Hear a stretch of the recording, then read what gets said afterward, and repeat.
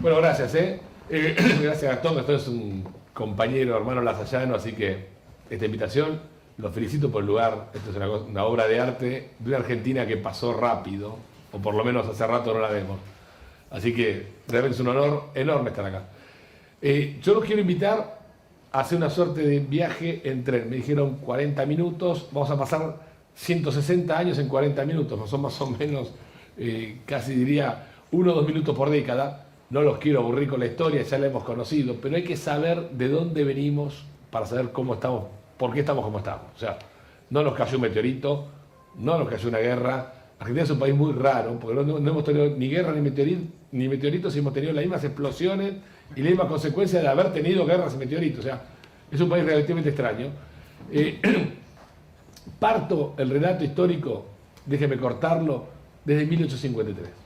Y le voy a decir por qué parto ahí, no es un capricho. Parto desde ahí porque ahí la Argentina era inviable.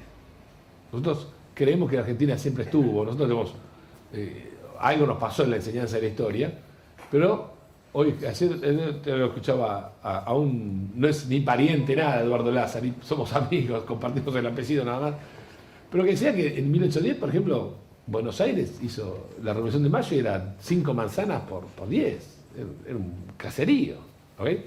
Y 1853 no era muy distinto. ¿Okay? De hecho, de los 3 factores de producción, capital, trabajo y tierra, no tenemos ninguno. No teníamos la tierra, porque la tierra no llegaba ni hasta Las Flores, con suerte hasta Bahía Blanca, Tandil, ahí ya los malones hacían desastres. La conexión con Córdoba era una quimera. Hoy vemos piqueteros que queman ruedas. Yo siempre pienso en eso. Cuando vieron que queman neumáticos, lo que hubiera dado un inmigrante por un neumático. O sea, la Argentina se hizo a rueda de madera. No teníamos personas. Había personas. Un desierto era esto. ¿Okay? Y obviamente no había capitales. Con lo cual, la probabilidad de hacer un país que atraiga millones de inmigrantes era inviable, una locura. Inviable significa, ahí cuando yo empecé a usar la palabra inviable, hará 4 o 5 años, dije este país es inviable. Alguien me dijo, no, la situación es inviable, el país no, es una buena corrección. Pero inviable significa, no es un insulto, es no podés lograr tu cometido. ¿Querés hacer algo? Yo soy técnicamente inviable para jugar en el Barcelona. Me sobran 35 años, 35 kilos, y Gastón sabe que nunca tuve habilidad, con lo cual es una inviabilidad absoluta, es un milagro. ¿Ok? Y Argentina hoy, para lograr el objetivo de sacar gente de la pobreza, de producir cierto nivel de bienestar, así como estamos, es inviable. En aquel momento también. En aquel momento, cuando Urquiza derroca a Rosas en 1852, el 3 de febrero, Alberdi, estando en Chile, le envía a Urquiza un escrito rápido de ideas pensadas en reposo. A mí me encanta esa expresión. Dice todo esa expresión. En realidad, quizás habrá querido hacer un cumplido, como es, para poner en el prólogo. Pero sin embargo, Alberdi le dijo, le voy a dar un escrito rápido, lo hago rápido, no tengo tiempo, de ideas que vengo pensando hace un montón de tiempo. ¿Ok? Fíjense, cuando asume un gobierno, ¿qué hace lo primero ¿qué es lo primero que hace un gobierno en Argentina? Ah, no, paren muchachos, paren que tenemos que ver qué tenemos que hacer. No, el escrito es rápido. La reforma es rápida, lo que tenga que hacer es rápido. No necesitamos los primeros 100 días y después el primer año, y si ganamos la primera elección vemos qué hacemos. No. Y la idea está pensada de antes. ¿Ok? Entonces, ahí tenemos una pequeña gran diferencia. ¿Qué le mandó la Constitución? Sugiero volver a leerla, tenerla en la mesita de luz y pensar que ese tipo escribió en 1853 y que copió una Constitución, en parte, agregó muchas cosas, de un estado de Estados Unidos, de California, de 1849. No había fax, no había mail, no había máquina de escribir. O sea, habrá tardado 3 meses en llegarle la copia. El tipo copió lo más moderno que había encontrado. ¿Ok? Que es la del estado de California. Cuando uno ve lo que es la Constitución, uno siempre dice, no, son los derechos que el Estado nos da. No, son los derechos que el Estado te reconoce. Y no está escrita para el ciudadano, para que conozca sus derechos. Está escrita para que el Estado sepa dónde no tiene que meterse.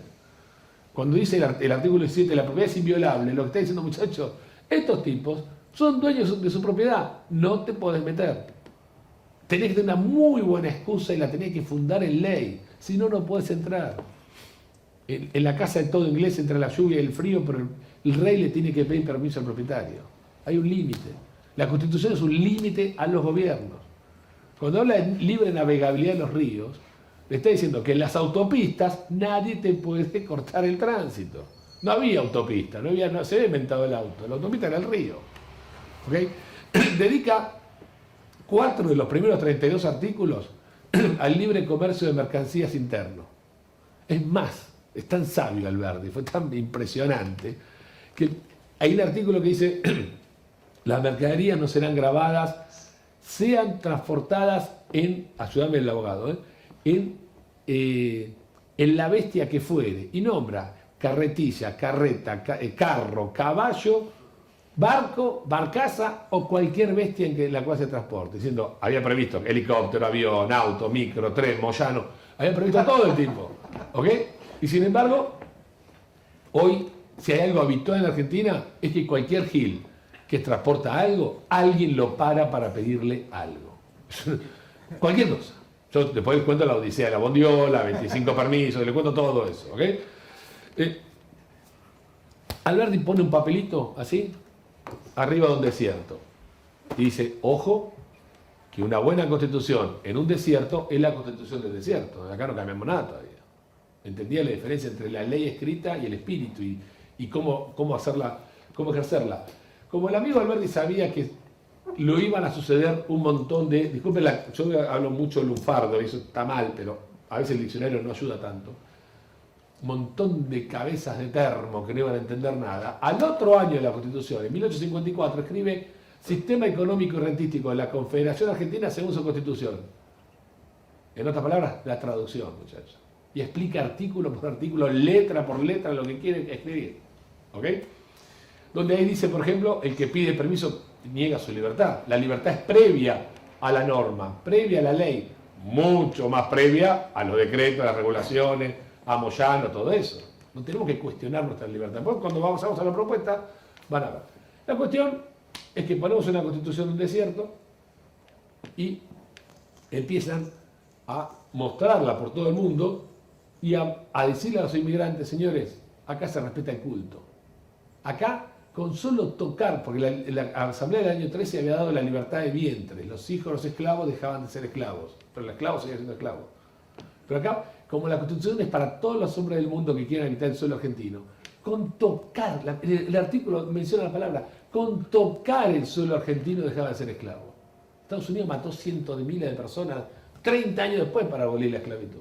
Era una novedad institucional impresionante. Alberdi lo que hizo fue una revolución institucional. Los países se cambian con instituciones. La demostración, ahí cuando siempre en el programa de televisión te preguntan, contame algún ejemplo de algún país. Quieren que hable de Irlanda, le hablamos de... Vos no te dan ni 3 minutos, tipo Majul, ¿viste? Sonaste. Pero, ¿qué es hablar de Irlanda? Hablamos de Irlanda, Nueva Zelanda, Estonia, Letonia, Australia, lo que vos quieras. Pero yo te hablo de Argentina. La demostración de un cambio institucional es Argentina. ¿Okay? Y empieza un periodo de formación, vamos rápido, vamos a agarrar como una suerte de ferrocarril, a darle, bueno, no hay ejemplos rápidos de trenes en la Argentina, pero algún tren rápido alguna vez habrá circulado, a darle rápido. Entre 1853 y 1880 se llama periodo de formación. Se hace la Argentina. Las presidencias se llaman presidencias históricas, son las primeras. Sarmiento, Avellaneda, Roca. ¿Okay? Algunos datos, ahí me volví loco porque no nos leemos los datos. En 1878 Argentina deja de importar trigo. Ojo, no es que... ¿no? Armando Rivas decía, si la Argentina se desarrolló con la pampa húmeda, hay que empezar a pensar que empezó a llover en 1853 y dejó de llover en 1930. No fue la pampa húmeda, fue las instituciones. Recién en el 78, o sea, 100 años antes del Mundial, estaba haciendo los goles Kempes y recién cumplíamos un centenario de que no importábamos trigo. Dejamos de importar trigo, porque empezamos a producir el trigo. Y el trigo lo empezamos a producir porque Sarmiento trajo geólogos y recorrieron la pampa húmeda y no le encontraban la vuelta. Y porque algún contingente de inmigrantes vino a Chubut y el único escudo de alguna provincia que tiene la espiga de trigo en un país triguero es Chubut. Porque los galeses sabían cómo se hacía el trigo, le hicieron en el pedazo de tierra que encontraron, canalizaron e hicieron el valle del río Chubut, que me imagino que muchos habrán ido. Es una obra de arte del trabajo humano, es una maravilla. Todo un desierto, lo tuvimos, ¡blum!, de golpe un valle verde. hecho a mano, ¿ok? Y Argentina empieza, después el periodo de formación, donde pone el Código Civil, las leyes empiezan de a uno, digamos, todo el tema legislativo. Alberti decía, ojo que el rol del legislador es derogar, no es legislar, no se copen tanto tirando leyes, inventando cosas, pero está todo inventado en la Constitución. Si tienen alguna duda, vayan al derrotero, decía, la hoja de ruta, la guía que es la Constitución, ¿ok? Después nos olvidamos. Hasta 1880. 1880, conquista del desierto. Pregúntenle a sus hijos, nietos, lo mal enseñada que está en el colegio de la conquista del desierto, ¿no? O sea, hay cálculos, no quiero decir cosas, pero hay cálculos de matanza que no daban ni las armas de la época. Un país de 1 millón de habitantes mataron 2 millones de indios, hay cosas que no cierran por ningún lado, pero bueno, los kirchneristas con los números tienen una cosa, después vamos a hablar más en detalle, ¿no? Pero Mapuche haciendo mapa, kirchneristas haciendo números, son cosas casi equivalentes. Bueno, hay que tener cuidado, los tipos te clavan el compás y te limitan Mapuchelandia con Nueva York sin ningún tipo, no se les cae nada de vergüenza. Pero bueno, dejémoslo. Conclusión, conquista del desierto, Argentina incorpora la tierra, no teníamos la tierra. Factor tierra de producción es el más importante de todo. ¿Okay? Y empieza el apogeo. El apogeo, hay millones de indicadores. Puedo hablar de las líneas férreas, las exportaciones, la producción de trigo, de carne, de cereales, las construcciones, ¿ok? Las construcciones en la ciudad, en los puertos, los metros cuadrados, lo que quieran. El principal indicador son 7 millones de personas que decidieron salir de Europa y venir a Argentina. ¿Qué enseña la literatura tradicional en los colegios? No, son un montón de giles que se equivocaron. Querían ir a Estados Unidos. Agarraron la línea A y querían ir a Palermo y terminaron en primera junta. Son unos giles. Le pusieron el barco. No es tan difícil. Le agarras el barco, entraste rápido. 7 millones de tipos se equivocaron. No, pero era el puerto de entrada, después querían irse. No, vinieron a la Argentina, muchachos. Reconozcamos que vinieron al mejor sistema institucional, a uno de los mejores de la época. Yo diría bastante, en muchos sentidos, mucho mejor que Estados Unidos. Tenemos libertad religiosa, hemos tenido problemas religiosos. Era un vergel Argentina desde ese punto de vista. No había libertad de cultura, libertad. En 1910 la principal lengua hablada en Buenos Aires era el italiano y nadie se horrorizó. Esa generación que nos la enseñan como una generación para 4 personas, 4 son 7 millones, ahí en pifie. Los kirchneristas con los números andan mal. Todo número que dicen estos muchachos le pifian, no le pegan ni le casualidad. Esa generación supuestamente armada para 4 personas, con la familia, con el cuento que agarrabas el caballo hasta cuando se moría, nunca se murió un caballo. No, esas cosas, esos refranes que nos tiraron, nos mataron. Creó la ley 1420, educación pública, gratuita, laica y obligatoria para el hijo del pobre. Una novedad absoluta en todo el mundo. En ningún lado del mundo el hijo del pobre se educaba gratis. En ninguna parte. ¿Ok? Cuando dice laica es que vengan judíos, que vengan protestantes, que vengan luteranos, no importa, todos adentro. Les quiero dar el idioma. ¿Ok? Y los datos dan, porque después había que poner la escuela y no teníamos maestros, trajimos maestros a Estados Unidos, la gente ahora traemos, no, bueno, el lío que se arma. Los datos dan que para 1910 los iletrados que había en la Argentina eran todas personas mayores, los chicos no eran iletrados. 1884, 1910 son 30 años. ¿Cuánto mejoramos la educación nosotros en los últimos 30 años? ¿Ok? Y aquella era la generación que no educaba al pobre. Fíjense cómo nos macanearon toda la vida. Nos tiraron unos chamullos terribles. Conclusión, viene el apogeo. El apogeo, la demostración son los 7 millones de tipos. Para ahí la gente es el indicador por definición. ¿Okay? Vamos a ver cuando la gente se va también es un indicador por definición. La declinación del modelo empieza para mi gusto en 1914 con la guerra. ¿Okay? La guerra es la guerra entre tu principal cliente, tu principal inversor con tu principal proveedor. Listo, es algo que te tiene que pegar. Argentina es un país abierto, a partir de ahí el mundo se empieza a cerrar, Argentina se empieza a cerrar, y entre el 14 y el 30 tenemos la declinación del periodo, de un buen gobierno alvear, algunas cositas de Irigoyen. En el 30 rompemos la democracia y le agregamos un problema adicional. Empieza el Estado. El Estado era un Estado gendarme, chiquito, los datos dan que era 4 o 5% del producto. La gente hablaba muchos idiomas, pero no decía malas palabras en esa época. No decía IVA, no decía ingresos brutos, no decía convenio multilateral, no decía percepciones, retenciones, AFIP, ARBA, GIP, no se nombraba. Hablaban dialectos, hasta saber en qué otro idioma lo decían, pero esas cosas no lo decían. No había impuestos, muchachos. Explicaba por qué la tasa promedio de inversión, el milagro argentino, es muy superior al chino. Están todos excitados con China, muy superior. Argentina invertía 25% del producto a promedio 60 años seguidos. No existe eso. ¿Okay? No lo hicimos nunca más tampoco. ¿Okay? La inversión es esto. Este edificio se hacía en esa época. ¿Okay? Vamos a hacer un edificio ahora de este tipo. ¿Okay? Lo hicieron universitarios, ¿no? O sea, a ver si entendemos. Bueno, se compra un monoambiente los universitarios. ¿Estamos? Entonces, llegamos al 30 y en el 30 le decidimos dar más funciones al Estado. Hay un tema de la sociedad, hay un tema de la política, hay un tema de la cultura, hay un tema de las ideas, de la inteligencia de aquel momento. El mundo empujaba también para ese lado. Vean la película Lo que queda del día, el mundo era bastante nacionalista, fascista en aquel momento, bárbaro. Y a medida, entendamos esto, cuando al Estado le pedimos algo, lo que le estamos pidiendo es un impuesto. Cuando decimos, che, el Estado debería atender la vivienda, lo que estás pidiendo es un impuesto para atender la vivienda. El Estado debería atender la salud, lo que estamos pidiendo es un impuesto para la salud. En aquel momento, en 4 años, fíjense cómo los periodos cambian rápido y las curvas son más rápidas de lo que parece. En 4 añitos pusimos la Junta Nacional de Carnes, la Comisión Nacional de Transporte, la Junta Nacional de Granos y el Banco Central. Las 4 principales actividades de la época, las finanzas, las carnes, los granos y los transportes, en un país que es la 8ª superficie del mundo, pasaron a manos, a ser por lo menos muy reguladas por el Estado.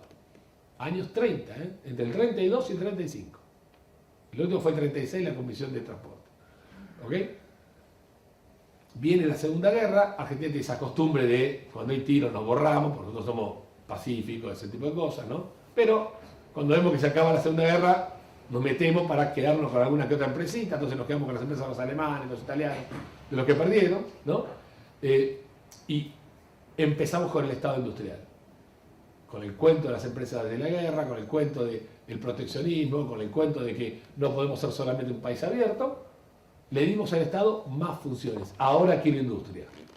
Le estamos pidiendo más impuestos, aunque los impuestos vengan después. ¿Ok? Porque atrás de cada percha hay algo con que financiarlo. Hago un paréntesis. Un economista clásico en la década de 1850 decía: el Estado tiene 2 manos. Dice, una para recibir y la otra para dar.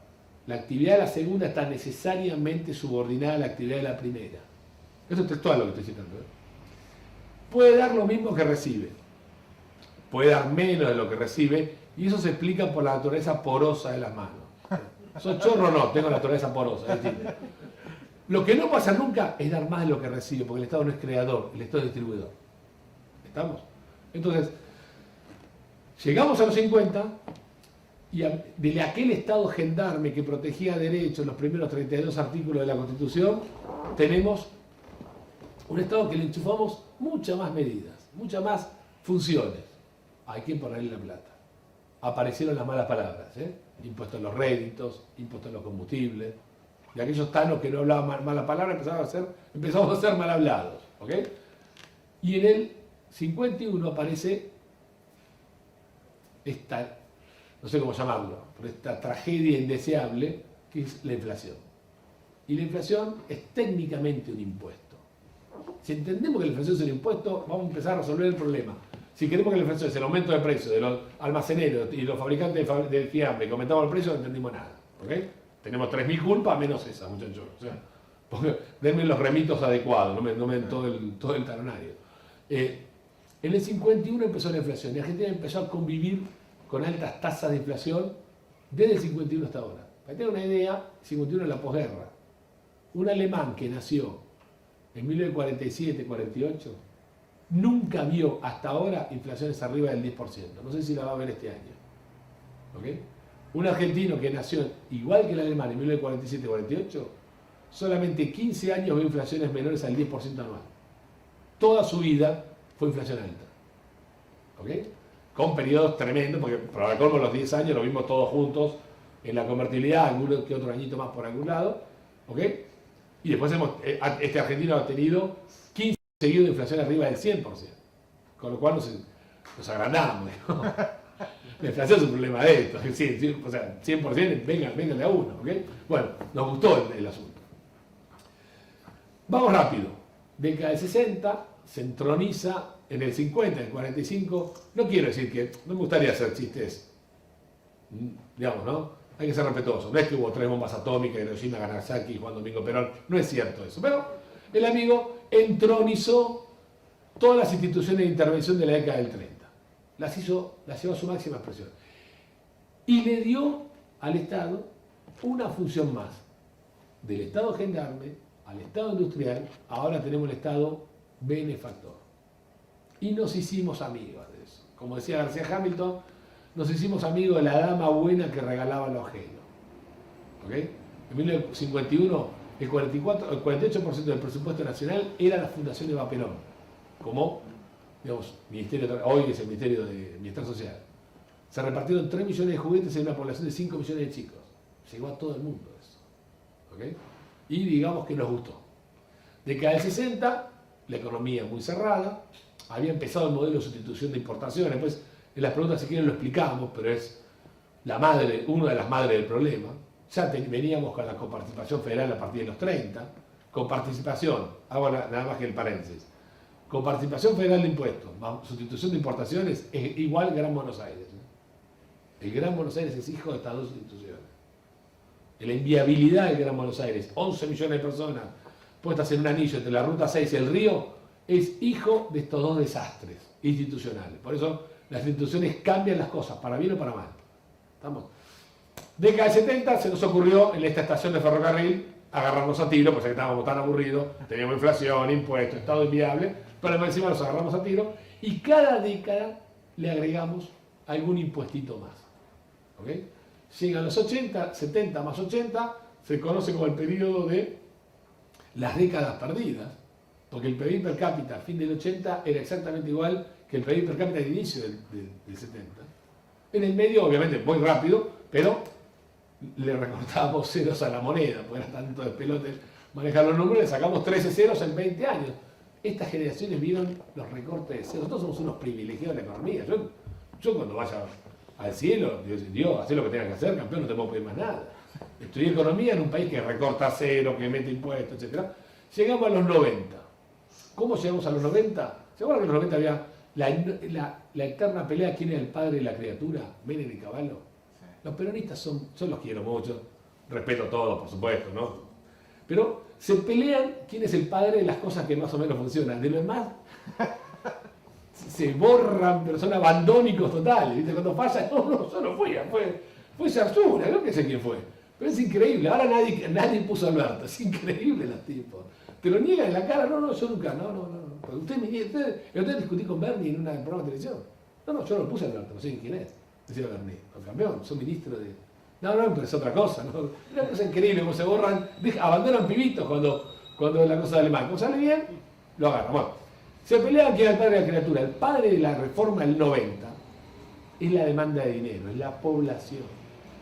Que huyó del dinero, generó una hiper, se pegaron un susto bárbaro, se comieron gato en Rosario, saqueaban chino en el Gran Buenos Aires, la política se asustó e hizo la reforma que no quería hacer durante 20, 30 años. Y la hizo a lo peronista, incipientemente, cuando más o menos funcionó.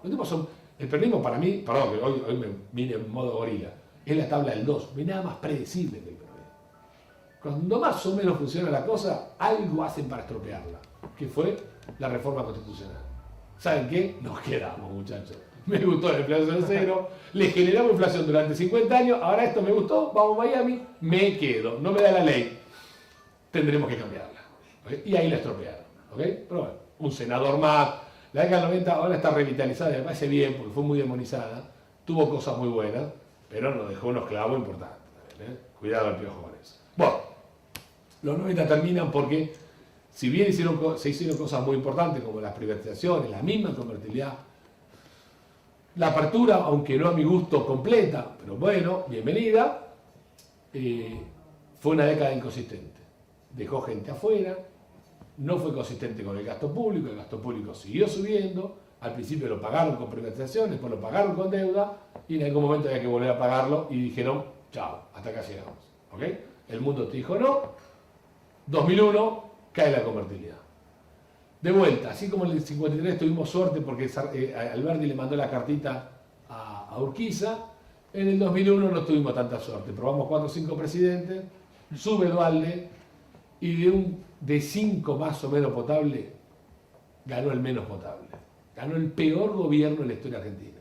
Lejos, Néstor Kirchner, primer mandato, es el peor gobierno de la historia argentina.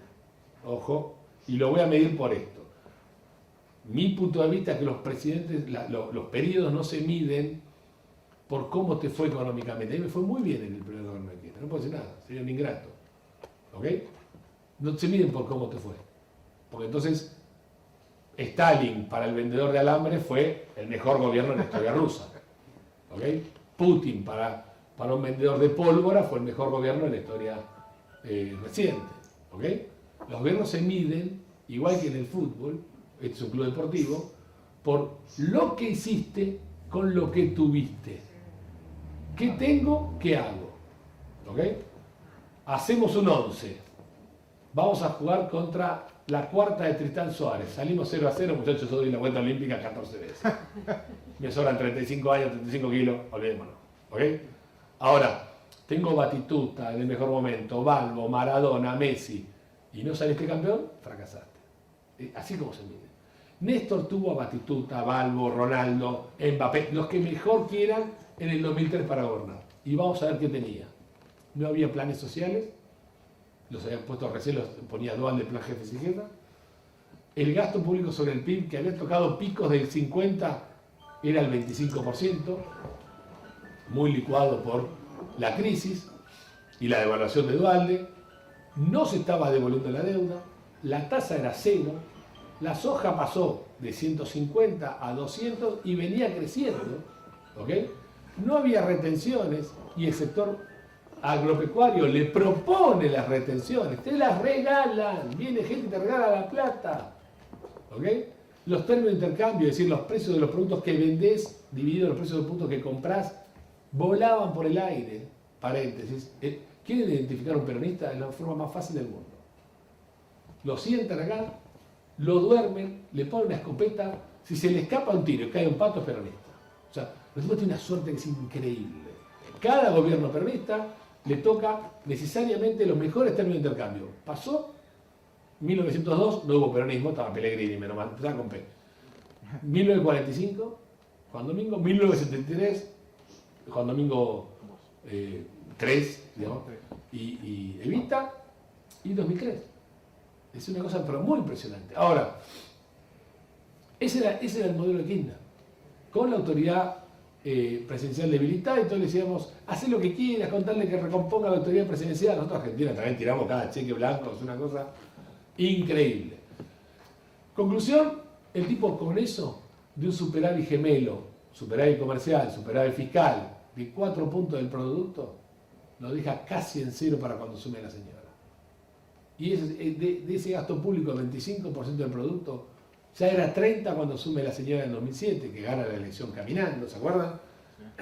Y termina en 2015 con 45, quiere decir que le agregaron al Estado funciones, gastos, ñoqui, despilfarro, algún que otro, ¿no?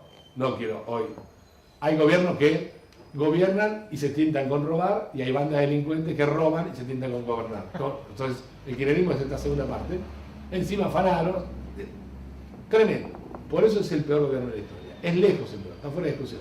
Ahora el actual es una reválida de todo eso. Bueno, llegamos al 15. Me parece que el error central, fundamental del macrismo del 15 es no profundizar en la reforma, y ellos tienen, el macrismo tiene la enorme excusa de decir, si lo hacía me sacaban el helicóptero, me tiraron 14 toneladas de piedra. Ahí está, podemos pelear esos argumentos. La cuestión es que la reforma no se hizo, punto. La reforma no es bajar unos puntitos del gasto público como efectivamente sucedió, sino reformar la estructura, hacer de vuelta la Argentina, porque la Argentina volvió a estar inviable. ¿Okay? Ahí llegamos a, disculpen la velocidad, a hoy. ¿Okay? Pero hoy, ¿cómo está la Argentina? Hoy tiene, ya sabemos, 5 millones de indigentes, 16 millones de pobres. ¿Okay? Tenemos 7 millones de personas más que en el censo anterior y el mismo PBI, muchachos, no nos alcanza. O sea, es una cosa bastante obvia, ¿no? Entonces, tenemos 4 millones de personas viviendo en villas miserias, nos falta por lo menos 1,5 millones de casas, no hay crédito hipotecario, tenemos 600.000 pymes estancadas desde hace 10 años, no crece el número de empresas. ¿Okay? Las que están valen poco y las grandes se van pronto y valen poco. Yo pongo el caso siempre, Walmart vale un cuarto de Mbappé, muchachos, ya está. 92 sucursales, 67 propias, el 11% de la venta minorista argentina en un país que es la octava superficie del mundo y vale 2 veces, no, miento, la mitad que lo que vale la selección de Kosovo, que no clasifican en la Eurocopa, no sabemos ni dónde está. ¿Ok? No vale Argentina. Cuando vos ves que no vale, el mercado te está diciendo, acá no hay negocio, punto, ni me llamen. ¿Estamos? Entonces, esta es hoy la situación. Ahora llegamos de vuelta en este tren rápido a la última estación, la inviabilidad de vuelta. Hicimos un veranito, crecimos y nos empezamos a caer y estamos en la inviabilidad. Muchachos, no hay ni una posibilidad que ninguna entidad, ni juntando entidades, hagan el club que hicieron los universitarios hace 100 años. No hay ninguna chance. ¿Okay? El primer centenario se celebró haciendo el Teatro Colón. El segundo centenario se celebró haciéndole la fachada en Colón. Y como estaban peleados, Macri hizo la fachada de Colón y Cristina le hizo la fachada a la Secretaría de Comunicaciones. ¿Ok? Que la inauguramos como correo, sede del correo y ahora ponemos un polirrubro, bueno, obviamente no sabemos ni qué poner. ¿Ok? Entonces, Argentina hoy con suerte hace fachada. Pues nos empobrecimos brutalmente. Argentina, no quiero lastimarlo, es el fracaso económico y social del siglo XX. Es la vergüenza económica y social del siglo XX. De un país de 3 millones de inmigrantes, que ¿saben por qué venían los inmigrantes? Según lo que enseñan en los colegios, venían porque eran estúpidos que se equivocaban de barco, ¿no? Y venían engañados, venían con el cuento de la inmigración inducida, que iban funcionarios públicos a chamullar italianos y como eran bastante estúpidos, venían. Una cosa increíble. Entonces, yo imagino que si un funcionario público iba a aparecer, no volvía. Pero bueno. Pero la realidad es que venían, porque los primeros tanitos que llegaron acá, Tano, ojo que cuando uno agarra la guía telefónica, Argentina es el único país alucinante del mundo, que vos, yo lo hago siempre este ejercicio, a los alumnos les digo que hagan esto. En las Olimpiadas, o en los torneos de tenis, miren los apellidos. Y Argentina es el único país del mundo que juega con cualquier otro y tiene un apellido de ese otro. ¿Okay? Entonces ustedes en el básquet tenés polacos, ingleses, italianos, bueno, un montón, españoles, y jugás contra Polonia, contra Lituania, y hay uno parecido. Hay una chica que está jugando al tenis, Chapanova, algo así, una rosarina, y vos pensás que es polaca, que está jugando contra... No, es nuestra. Bueno, la guía telefónica te revela lo que es la Argentina. Yo estoy en contra, soy muy enemigo de los feriados, porque Argentina debería eliminar todos los feriados, definitivamente. ¿Ok? Dejamos 2, 3 puntos. Si pongo uno, pongo el 4 de septiembre, que es el Día del Inmigrante. Pero es gusto personal, no va a pasar. ¿Por qué venían los inmigrantes? Porque algún tano de acá le mandaba la carta al italiano. Vení que acá se come, vení que acá con pocos pozos comes más. Esta era la redacción era esta, que son los mismos mails que reciben nuestros hijos de los amiguitos que están en Europa. No sea Gil, ¿qué espera? ¿Que te afanen la bicicleta? ¿Qué estás esperando? ¿Que te afanen de vuelta? ¿Qué estás esperando? ¿Un crédito del banco hipotecario? O sea, estás loco, estás delirando. ¿Qué esperas que no? Hoy un dato de color, porque es de color más increíble. Argentina es tan predecible el peronismo. Yo entiendo cómo la gente se sorprende. Hoy inauguraron los billetitos nuevos, ¿vieron? Yo le dije que la inflación es un impuesto. La inflación es un impuesto. Es sacarle la plata a la gente sin que se dé cuenta. ¿Ok? Y se la queda el Estado y consume menos el privado. Por eso es un impuesto. Igual que el impuesto a la ganancia. Es lo mismo, no hay diferencia. ¿Quién inauguró? ¿Quién fue la que habló? En los billetitos nuevos. La titular de la FIP. Ni siquiera disimulan eso. Tendría que haberlo presentado el presidente del Banco Central. No, lo presentó la persona que cobra los impuestos. Dice, mire muchachos, acá están las nuevas bases imponibles. Sobre esto le voy a clavar la inflación del año que viene. Una cosa genial. Bueno, conclusión. Hoy tenemos que pensar en una reforma institucional tan disruptiva como 1853. Para mí, necesito esta Argentina hasta 1852. ¿Ok? Puntualmente, ahora estamos en marzo del 89. Después lo hablamos si quieren.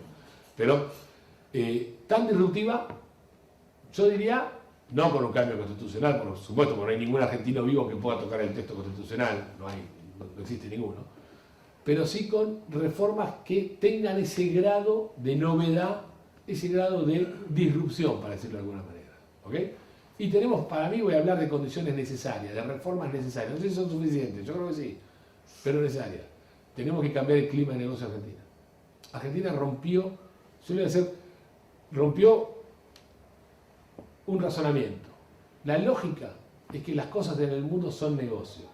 Son negocio porque hay gente dispuesta a pagar más de lo que cuesta. ¿Qué hacen los empresarios? Fabricamos eso donde encontramos que una persona está dispuesta a pagar más de lo que cuesta. Y si no está dispuesta, vemos a hacerlo lo más barata posible para ganar plata, porque nos motiva a ganar plata. ¿Está bien? Del negocio surge la palabra trabajo. Si algo es negocio, contratás trabajo. Si contratás trabajo, empleás gente. Si empleas gente, le pagas un salario. Entonces, el salario, en el fondo, es hijo de un negocio.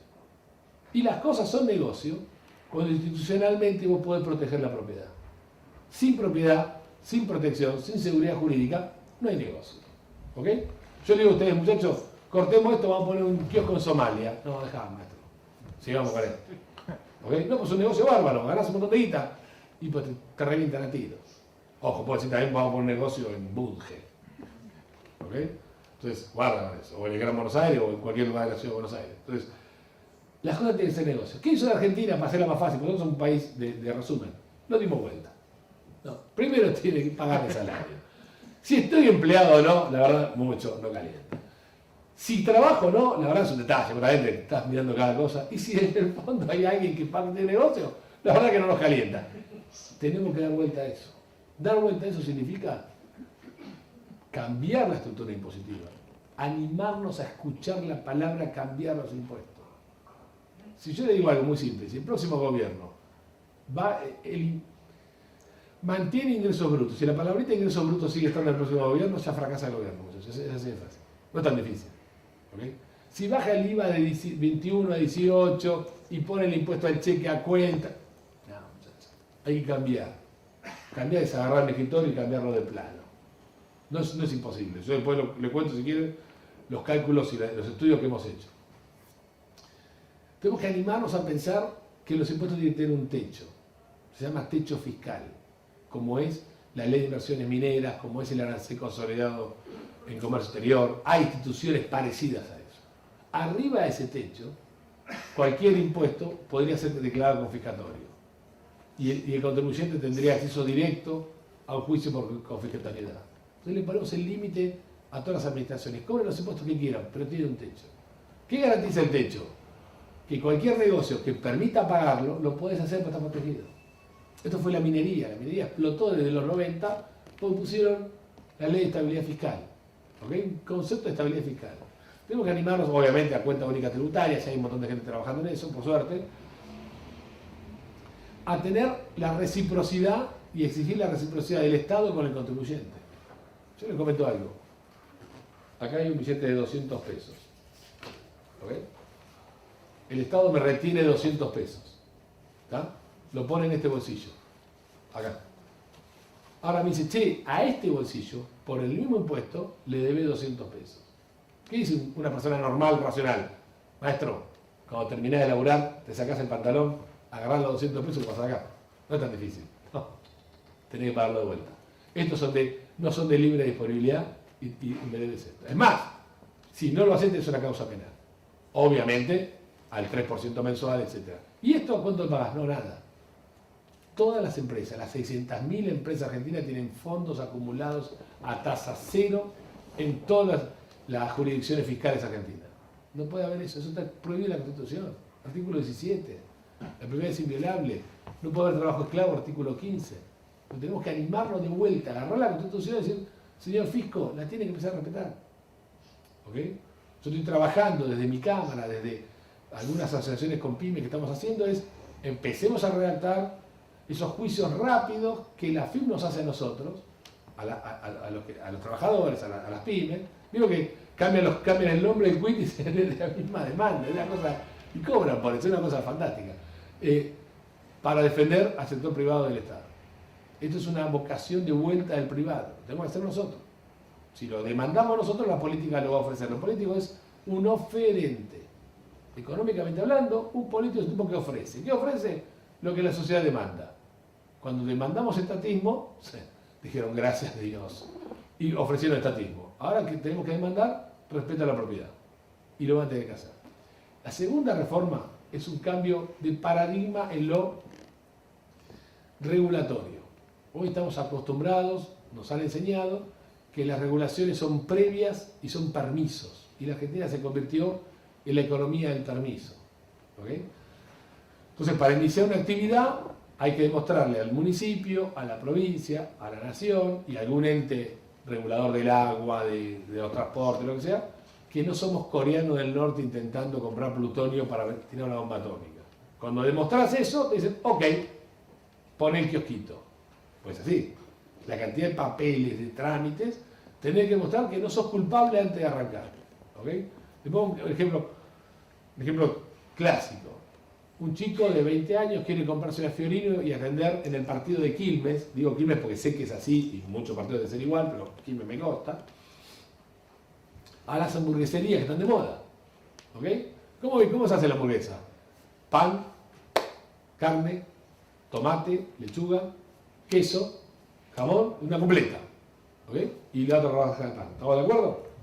Una habilitación para el pan, otra para la carne, otra para la lechuga y el tomate, no son verduras, por suerte, ¿no? Otra para el queso, o es un lácteo, y otra para el jamón, que es una proteína cárnica procesada. 5 habilitaciones. ¿Estamos? No, uno puede decir, bueno, hey, vos querés una hamburguesa completa, campeón, comete una de jamón y queso, una de queso solo, son 3, 2 habilitaciones. ¿Ok? Pero a veces entendemos. ¿Qué hace ese pibe? Pide los 5 permisos y si tiene ganas los pide. Cuesta 500 pesos cada uno, 2.000, no es la guita. Es las 5 veces que tenés que ir. Y es las 5 coimas que te pide el policía. ¿Qué llevas? Carne. Y no tenés la de carne, campeón. Tenés la de pan. ¿Ok? Entonces, ¿qué sucede? Ahí te generás la corrupción que es la hija directa de este tipo de regulaciones. Por eso yo me quejo, alguno quizás lo haya visto, que transportar mercadería en Argentina necesitas 20, 25 permisos. Ya me estaban contando un mueblero, no sé lo que es mover madera en Argentina. Yo estoy seguro que un día pongo plutonio en la camioneta y anda, y no se entera nadie, pero mover madera y parece estar moviendo una bomba atómica. Bueno, esto hay que hacerlo al revés. Es cambiar el paradigma. Tenés el permiso y tenés que cumplir normas. No tenés el permiso y me lo tenés que gestionar. Falta 1 millón de viviendas, ¿no? Paréntesis, hay mucha villa, bueno, no hay crédito hipotecario, muchachos, se lo comió el Estado se comió los bancos, hizo los bancos más imponibles, agencias tributarias, pero además el 58% de la vivienda es impuesto. Es difícil hacer una casita ahora, no le vimos la casita de nuestros abuelos, ¿ok? Hay 58% que oculto o no oculto es impuesto. En la Argentina, paréntesis, dentro del paréntesis, un cartonero es un agente fiscal sueco. Un sueco paga los mismos impuestos que un cartonero.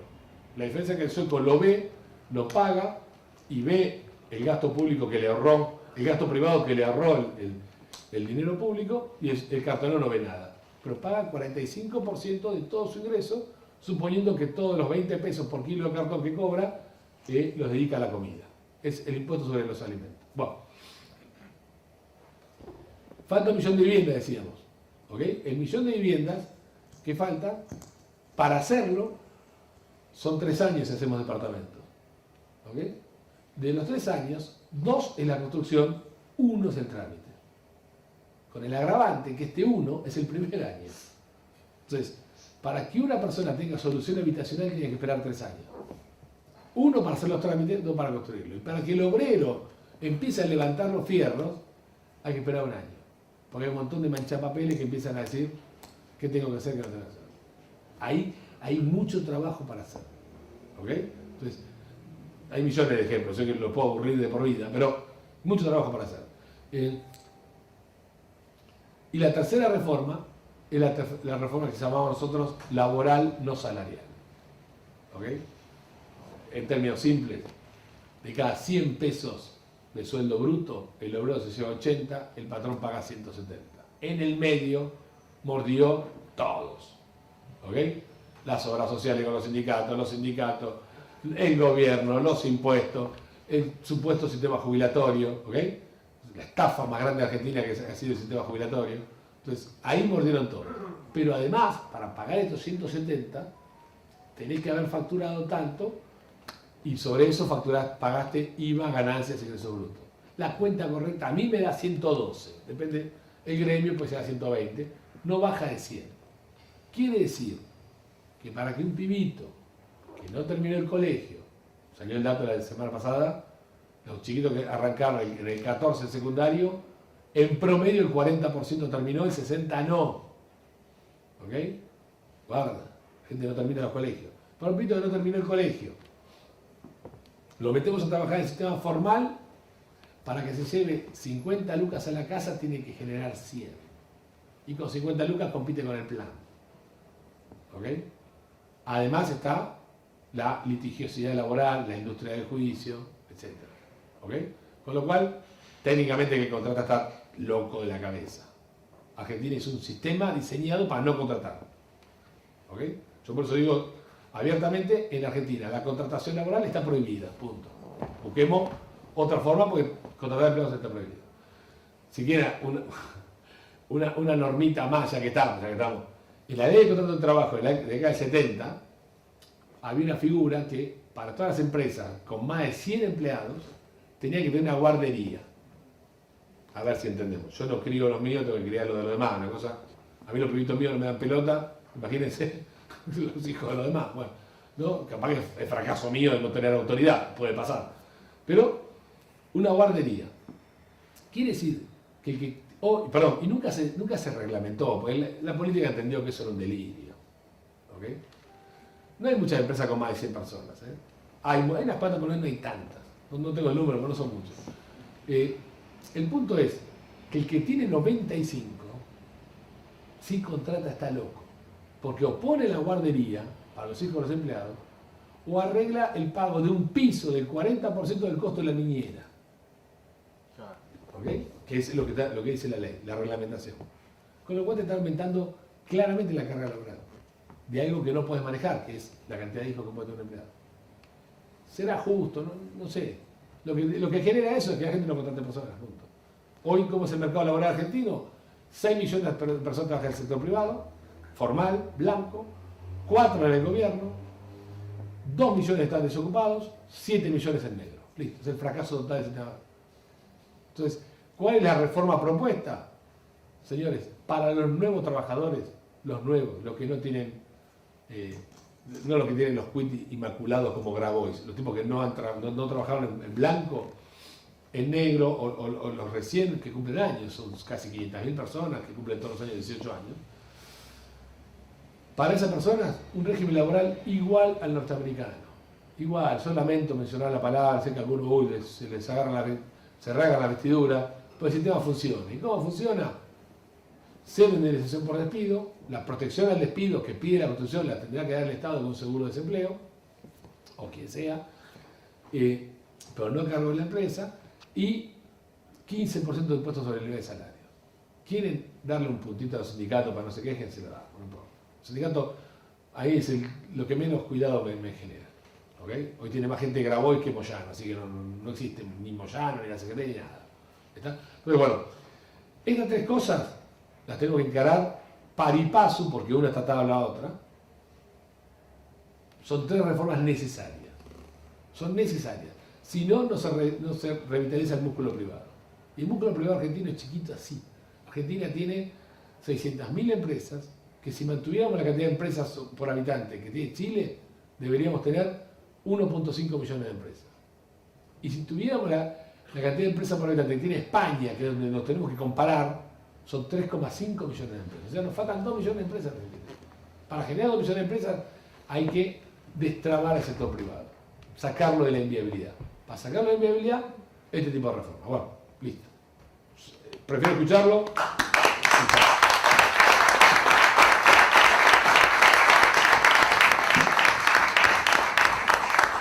Bueno, muchas gracias, Gustavo. Ahora habilitamos para quien quiera hacer preguntas. Si alguien tiene del público una pregunta, yo tengo la primera, que es, después de escucharte a vos, esto que vos decís es factible. ¿Cuáles son los factores hoy que impiden estas 3 o 4 reformas de las que vos mencionas en Argentina? ¿Qué quiere esto? Bueno, primero que la reforma económica siempre es hijo de la política, ¿no? Eso es así es el sistema. Y en la política vos tenés hoy un partido gobernante que no lo piensa, no lo intenta, está atado a otras cosas. Yo creo que no están gobernando, están tentados con gobernar, pero la intención es otra. Una coalición opositora que todavía no se anima. ¿Ok? Entonces, lo que tenemos que lograr para mí es la demanda social de este tipo de reformas. Vos tenés que dar a la política la permeabilidad de la reforma. Para mí ya está. Yo estoy seguro, después de la cuarentena queda claro que nos animamos a escuchar cualquier cosa. Nosotros hemos recibido mensajes de que no somos esenciales y nadie se horrorizó. Y es la ofensa más importante que le puede hacer una persona. Vos no sos esencial. ¿Desde qué lugar? ¿Para quién? ¿Ok? Entonces, la sociedad ya soportó mucho y yo estoy seguro, no lo tengo encuestado, lo he hablado con Giacobbe, pero no lo tengo encuestado, pero la sociedad estoy seguro que está dispuesta a recibir ese tipo de reforma. ¿Ok? Falta que la política lo agarre. Después es un tema técnico, después es un tema de instrumentación. Y yo creo que están los técnicos para hacerlo. Hay, sobra, eso lo admiro. Perdón que acapare un minuto, pero hay los partidos políticos que están, los candidatos para el 2023, digamos, ¿hay algún partido que represente esto o cómo lo ves? A ver, o ideológicamente, ¿no? Vos, fíjate que vos tenés un brote, un reverdecer, no un brote, un reverdecer liberal importante, en Capital, en muchos centros urbanos, con distintas figuras, y eso ya es una punta de lanza importante. ¿Tá? La vida, la realidad es que las élites mueven, empujan, y después van los partidos atrás y lo hacen. Yo creo que Juntos por el Cambio hay una posibilidad de que una parte de Juntos intente hacerlo. Ahí está, después está el convencimiento, y después está la defensa, que es un tema no menor. Para mí la próxima reforma es de abogados más que de economistas. Podés tener abogados para que defiendan esa reforma, porque te van a llover. Te van a llover embargos, te van a llover un montón de cosas. No creo en los conversos que hoy dicen, che, electoralmente nos conviene y lo hacemos. Tampoco creo en el liderazgo mesiánico de uno solo. Así no funciona. De hecho, vos si te fijás, cuando vos decís, che, nuestros hijos van a Nueva Zelanda, a Estonia, a Irlanda. ¿Quién es el presidente de Irlanda, Australia? La gente va a estar los sistemas. ¿Okay? Es cierto, los sistemas lo hacen las personas. Si vos decís quién, no lo sé. Porque los que están más convencidos de hacerlo no tienen el poder de hacerlo, los que tienen el poder de hacerlo no están tan convencidos. Nosotros tenemos que empujar de la sociedad civil. Yo te digo algo, si una pyme se planta frente a ingresos brutos, se plantea que es totalmente inconstitucional, porque ingresos brutos es tan extraordinario, que es inconstitucional todo. Yo creo que hasta las personas, yo en mis clases, quien lo menciona lo bocho. Aunque haga la pregunta, che, ingreso, 2, listo. Que quede claro. ¿Okay? No entra en discusión. Aunque diga, che, ingresá, bruto, listo, lo lamento, por discriminar a un compañero. Pero, listo, boleta. Viola todo. Si una empresa empieza a hacer juicio de constitucionalidad con ingresos brutos, es un salame. Y va a quedar en la nada. Si lo hacemos 10.000 empresas, guarda. Y guarda con la política. ¿Ok? Entonces, yo creo que Alberti tiene un dicho que decía, el que no se mete en asuntos públicos paga su pereza con su fortuna. En todo el trayecto del tren, muchachos, fuimos perezosos y nos comieron. Los políticos dijeron, gracias a Dios. Porque si vos, es más, hoy en las cámaras hablamos y decimos, no. Ingresos brutos, 2%, no rompás. Me peleé un día en un programa de televisión con un intendente, el de Escobar, Sujatov, un nombre ¿cómo es? Croata, por ahí. ¿Cómo se llama? No, Catopodis no. Sujatov, exacto. El de Escobar. Dice, no, pero la tasa de seguridad e higiene es nada. Es nada más nada, ya empezamos. Si hacemos 165 veces nada más nada, es la inviabilidad que tenemos. ¿Ok? Paréntesis, la tasa de seguridad e higiene. Nosotros hemos dejado que nos roben en la cara. El problema del sistema fiscal argentino es que los contribuyentes dijeron, te queremos pegar en la cabeza, y le poníamos la cabeza. Tasa de seguridad e higiene supuestamente controla la higiene y la seguridad dentro de los establecimientos. Un político controlando cómo limpiaste el baño. A ver si entendemos. ¿No? Se cobra por un porcentaje de la facturación. No tengo correlación entre la ayudín y el porcentaje de venta. ¿Ok? O por un canon según metro cuadrado, coma, a posición. Así nos enseñan en el colegio, ¿no? El que resulte mayor, cierro la coma. Hay que ser turro. Pues, ni los chorros roban de esa manera. El chorro que se va a dar lo que tenés listo, ¿no? Entonces, dame lo que más te genera. No te hace la cuenta. ¿Ok? Y eso es nada, claro, porque la tasa es 1%, 2%. Pero cuando sumás, y saben que hay todo un mercado comercial distinto que es la ventanita. El pobre, la gente, los barrios no habilitan locales, abren la ventana en el cuarto de la nena, lo pasan para arriba, lo que era el comedor lo vuelan y ponen una pequeña despensa de comida, de artículos de limpieza, lo que sea. Los inspectores asoman la cabeza en la ventanita, calculan los metros, me debes 500 pesos por mes. El negocio informal y la tasa se cobra igual, o intentan cobrar igual. O sea, esos pequeños robos tenemos que ir nosotros. Si vamos nosotros, la política va a empezar a robar, yo estoy seguro de eso. Si hay algo cobarde en la Argentina es la política. Lo que pasa es que nosotros fuimos más cobardes que ellos, nos dormimos. Entonces, por eso a todo esto soy enormemente esperanzado. No quiero vender humo ni demagogia, pero si Argentina hace la reforma, no tengan duda que en 8 años salimos. Yo esta charla la repito en todo el país. En todo el país donde puedo, donde me invitan, voy. ¿Ok?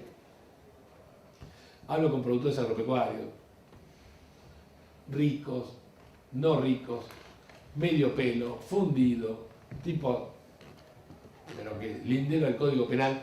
A todos les termino y le digo la misma pregunta. Muchachos, si hacemos esto, X, no importa quién, y la verdad que me tiene sin cuidado quién lo hace. Yo un día dije, si la reforma económica la hiciera Cristina, me tatuó Mayra Mendoza. Y al otro día Cristina salió hablando de capitalismo y dije, no puedo tener tanta mala suerte. Pero bueno, estaba el compromiso, estaba hecho. Pensaba que con el dato que Mayra Mendoza acá me mato. Pero bueno, Dios quiera que así suceda. A todos les digo, si hacemos esto, ¿qué haces? Y la gente aún golpeada como está, dice, yo invierto más en Argentina, yo pongo más guita, yo contrato. Entonces le pregunto al dueño de la cadena de supermercados enorme, que no tiene ningún motivo para hacerlo, y está más cerca, decir, basta, te va a patear la pelota lejos y que me dejen de joder. Y el tipo dijo, abro sucursales en el norte que no tengo. Yo no entendía nada. Y le preguntás a una persona con problemas económicos, no, dale, olvidate, salgo a buscar capital, como sea. La Argentina todavía, nos tiremos la piola, el músculo productivo vivo. Y eso es la salida de la Argentina, como lo fue en 1853.